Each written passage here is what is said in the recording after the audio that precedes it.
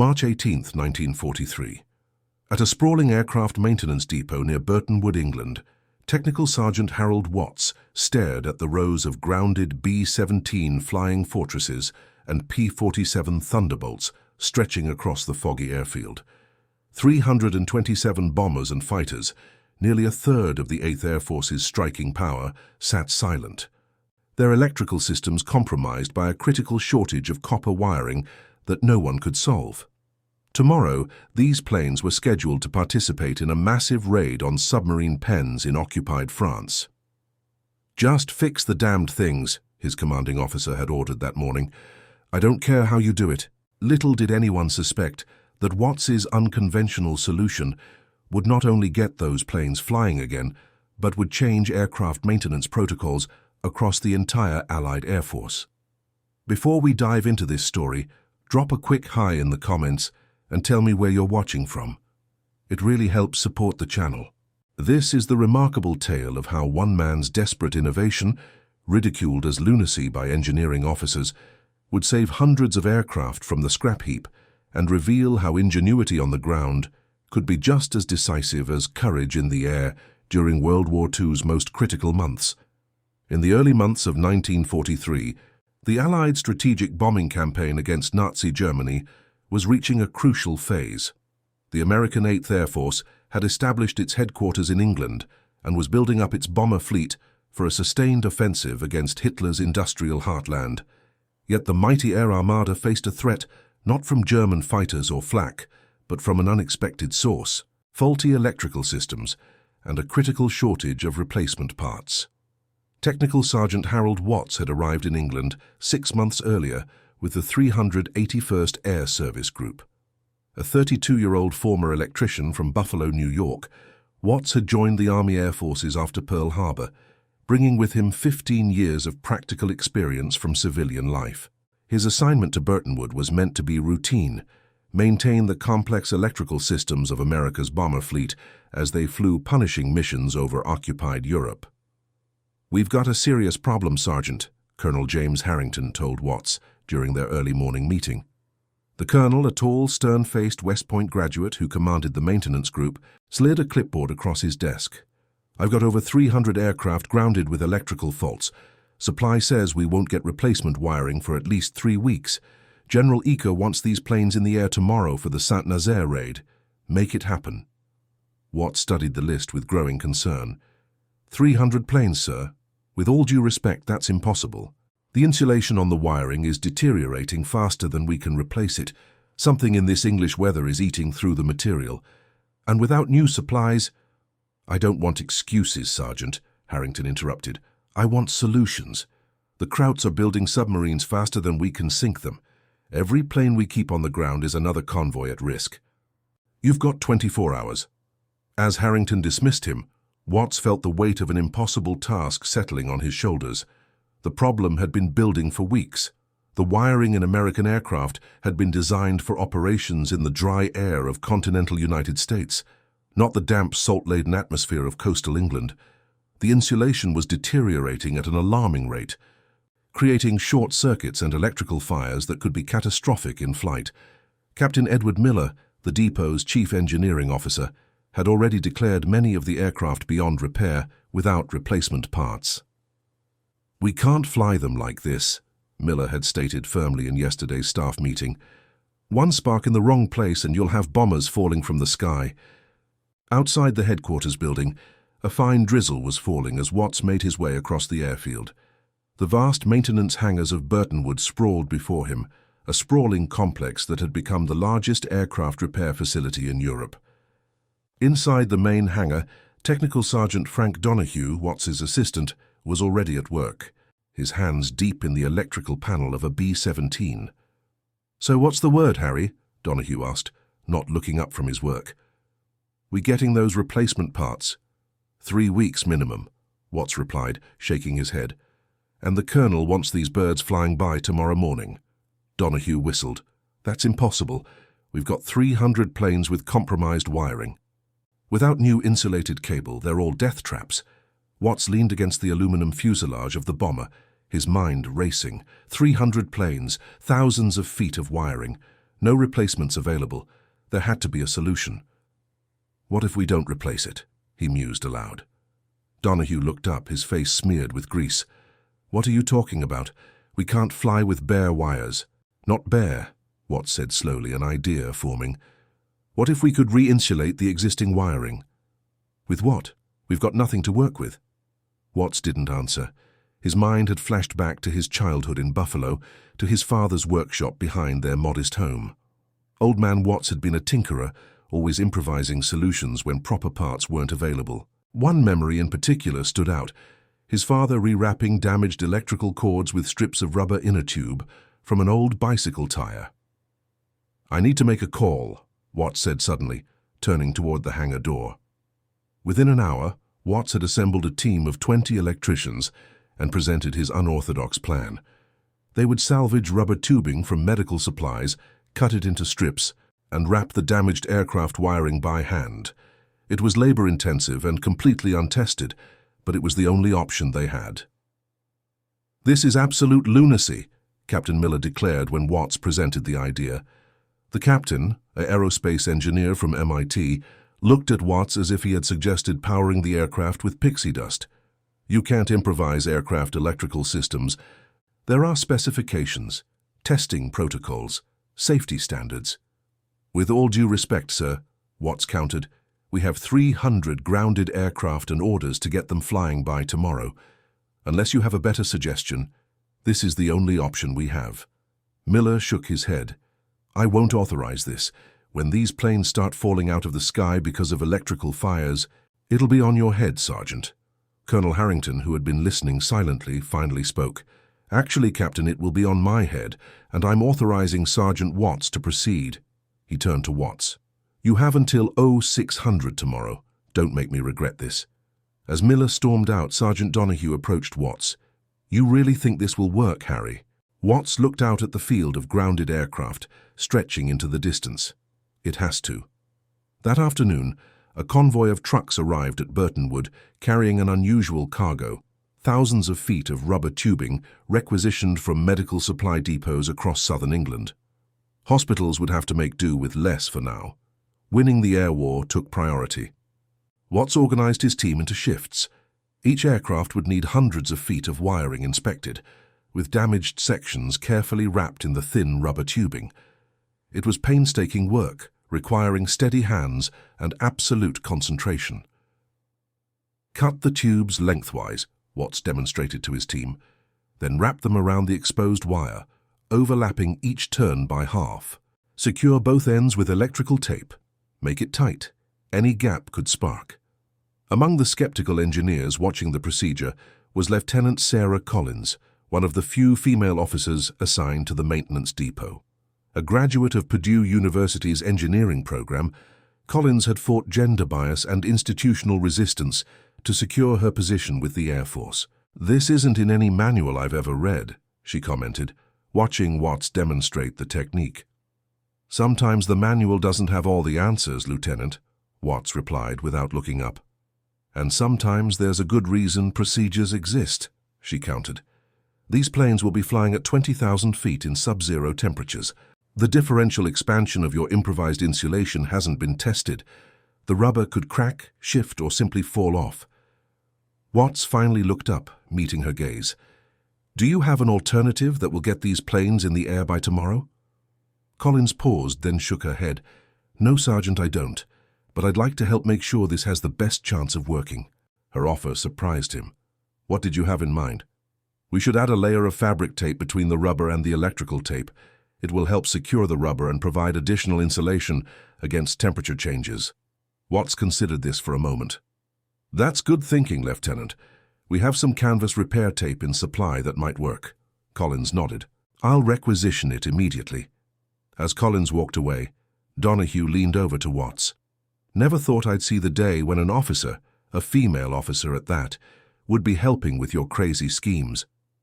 This war is changing a lot of things, Frank, Watts replied, and we need all the help we can get. Throughout the afternoon and into the night, the maintenance crews worked without rest. Word had spread through the base about the unorthodox repair attempt, and volunteers began to appear. Mechanics, clerks, even cooks, all willing to help with the simpler tasks to free up the electricians for the more complex work. By midnight, they had completed repairs on 123 aircraft. The work continued under floodlights, the maintenance crews fueled by coffee and determination. Lieutenant Collins had remained, rolling up her sleeves and working alongside the enlisted men, her engineering expertise proving invaluable as they encountered unique problems in different aircraft models. At 3 in the morning, Captain Miller returned to the hangar, his expression still skeptical but somewhat softened. "Colonel Harrington wants a progress report," he said to Watts. 217 aircraft completed, Watts replied, not pausing in his work. "We'll make the deadline." Miller watched the systematic operation with grudging respect. "I still think this is unorthodox and potentially dangerous," he said, "but I have to admit it's impressive organization." "Sometimes unorthodox is all you have, sir," Watts replied. As dawn approached, the exhausted crews completed work on the final aircraft. 327 bombers and fighters, their electrical systems reinforced with improvised insulation, stood ready for the morning mission. The question remained, would they actually fly, or would they become fiery coffins for their crews? Colonel Harrington arrived as the first pilots began their pre-flight checks. "Are they safe, Sergeant?" he asked Watts directly. "As safe as we can make them, sir," Watts answered honestly. "Every repair has been double-checked. Lieutenant Collins developed an improved method partway through that we think will hold better at altitude." Harrington nodded, then turned to address the assembled maintenance crews. "Whatever happens today, you people have performed a miracle. The 8th Air Force won't forget this." As the first engines roared to life, Watts felt his stomach tighten. Theory was one thing. Reality was about to deliver its verdict. One by one, the massive bombers and sleek fighters taxied toward the runway, their engines drowning out all other sound. The ground crews watched in tense silence as the first B-17 thundered down the runway and lifted into the grey English sky.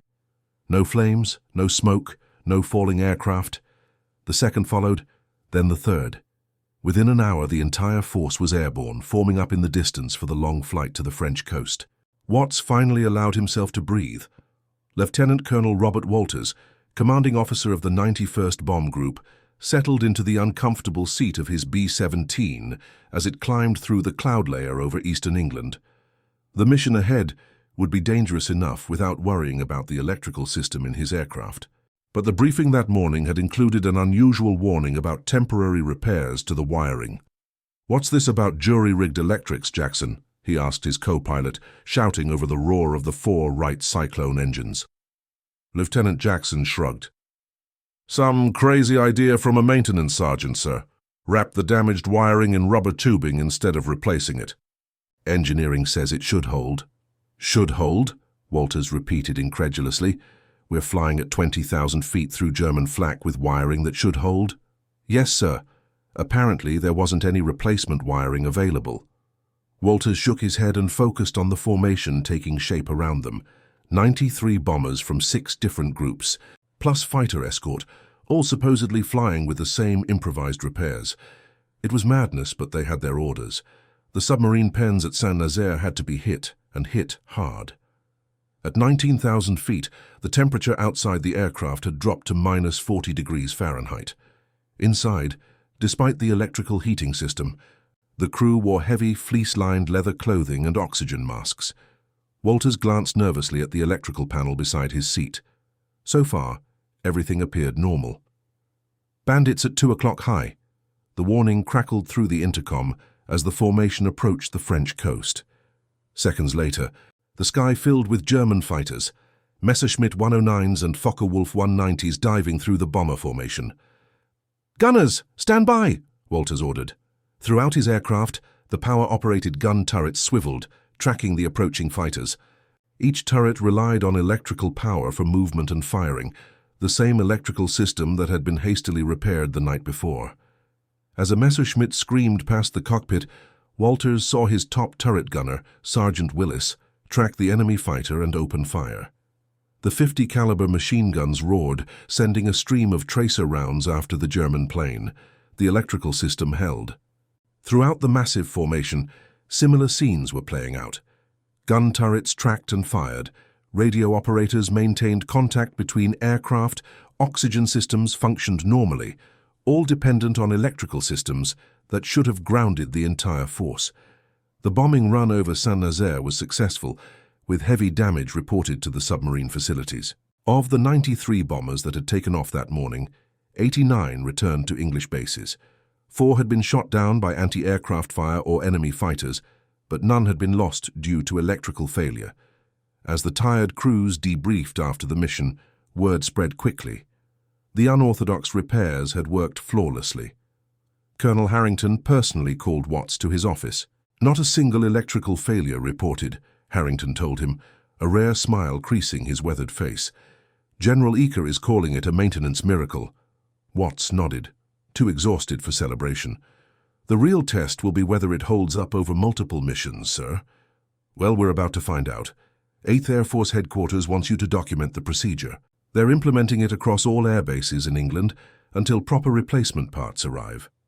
2 days later, as Watts was completing the formal documentation of what was now being called the Burton Wood Rap, Lieutenant Collins appeared at his workbench.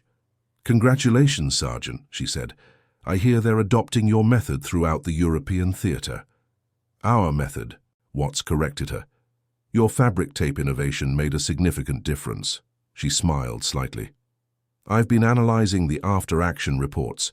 The repaired aircraft performed identically to those with factory wiring, even in combat conditions. It's remarkable." "Sometimes the simplest solutions are the best," Watts replied. "My father used to say that." "Your father sounds like a wise man." She hesitated, then continued. "Captain Miller asked me to tell you that he's recommended you for a commendation. He also said, and I'm quoting here, 'Tell that damned electrician he was right.'" Watts laughed. "High praise indeed." Over the next 2 weeks, the improvised repair method was implemented across all Allied air bases in England. Maintenance crews named it the Watts Rap, despite Harold's protests that it had been a team effort. When proper replacement wiring finally arrived from the United States nearly a month later, engineers made a surprising discovery. The aircraft with the improvised repairs had experienced fewer electrical problems than those with standard factory wiring.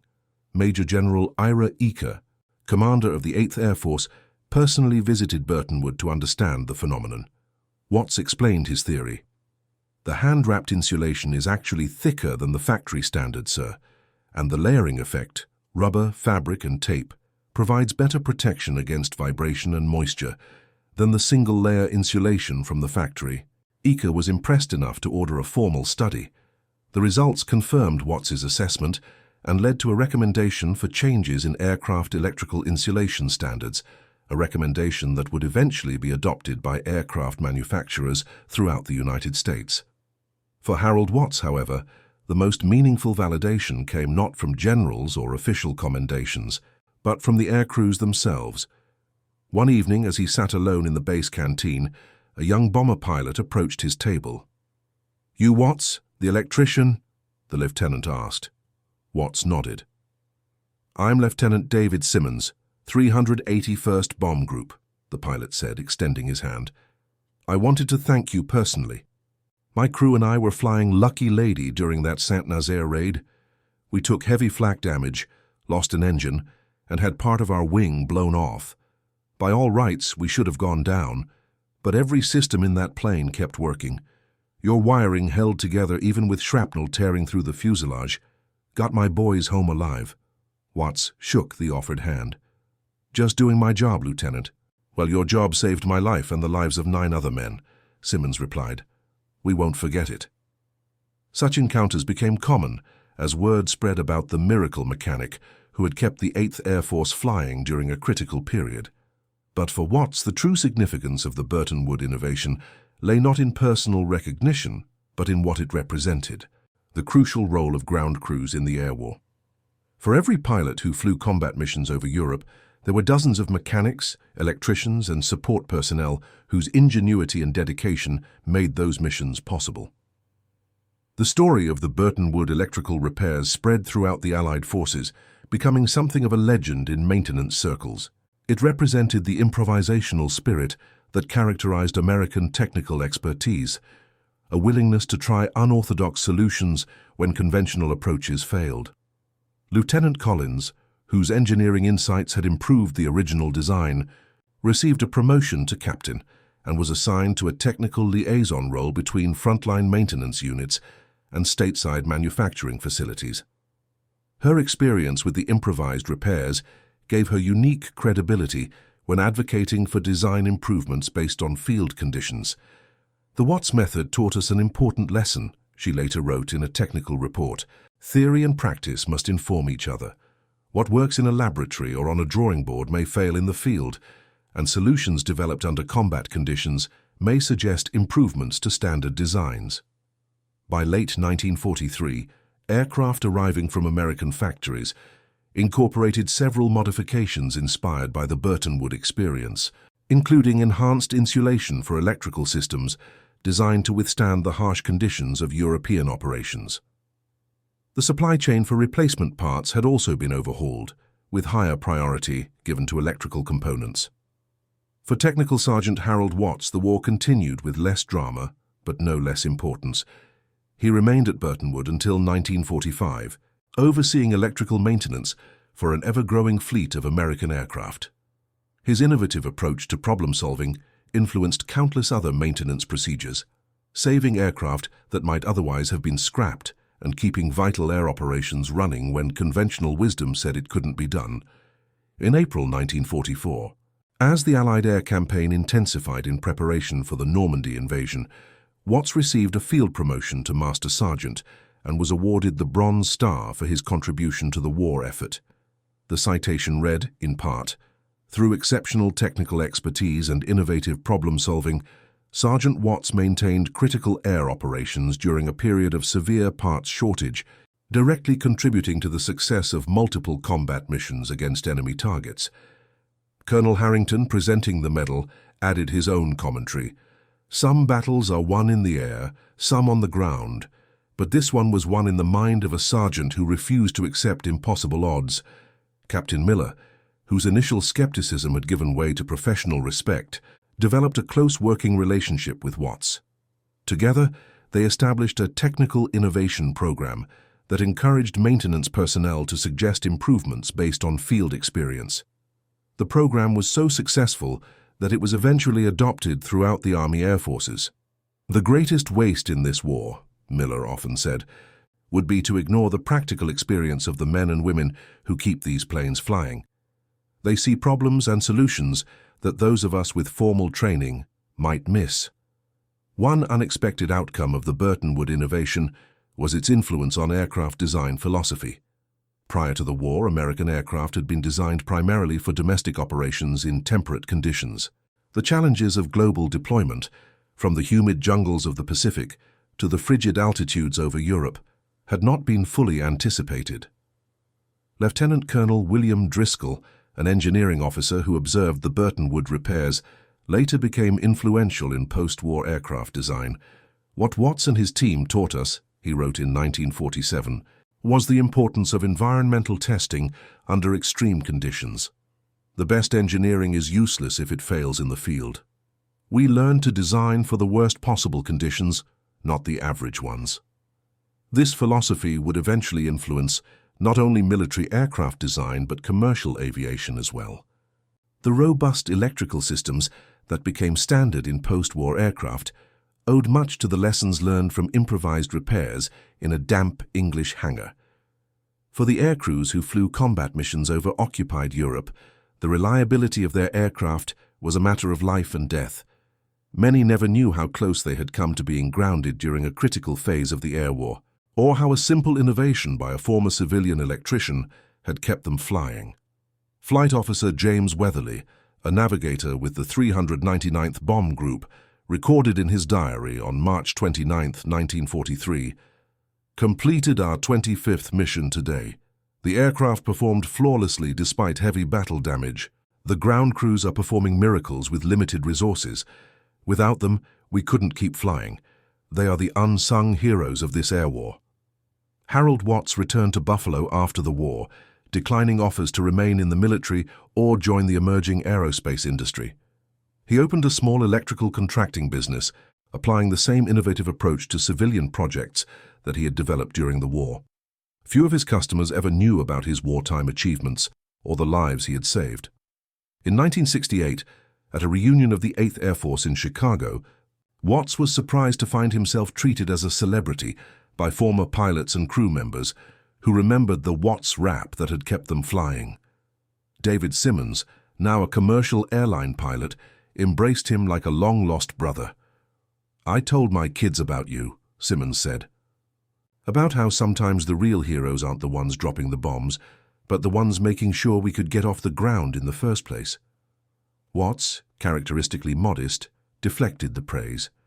It was a team effort, he insisted, and mostly just common sense.